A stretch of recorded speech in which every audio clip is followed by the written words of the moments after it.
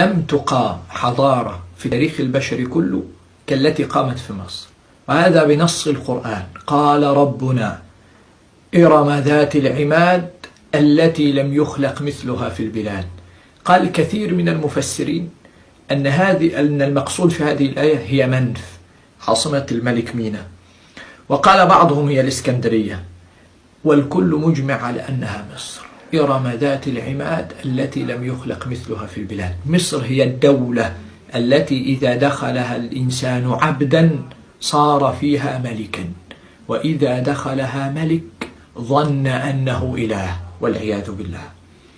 تخيل معي هذا المشهد: يقف سيدنا موسى عليه السلام ليبرهن أنه رسول من عند الله، ويقف أمامه فرعون ليبرهن أنه هو الله أو أنه هو الرب، فيقول موسى حججه وأدلته وبراهينه، ويأتي فرعون بأكبر دليل على أنه إله، فيقول: أليس لي ملك مصر وهذه الأنهار تجري من تحتي؟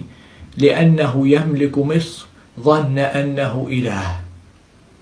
وفي هذا قال مأمون العباسيين، الخليفة المأمون، قال: قبح الله فرعون، يقول متفاخرا ويدعي الألوهية ويقول: أليس لي ملك مصر وهذه الأنهار تجري من تحتي؟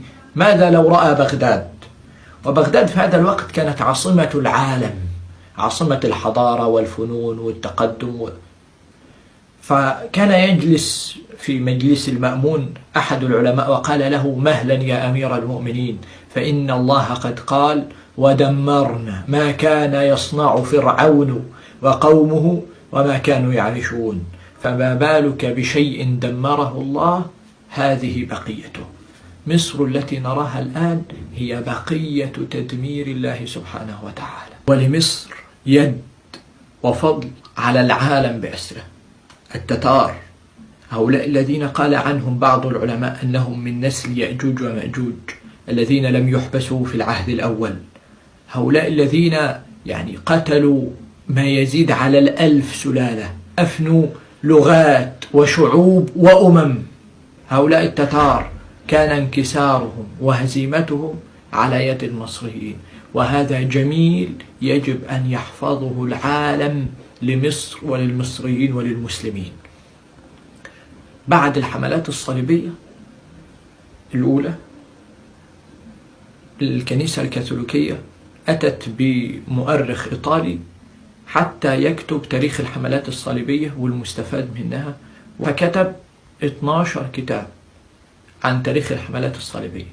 والكتاب رقم 13 قال: ماذا لو فكر الغرب في التوجه للشرق مرة أخرى؟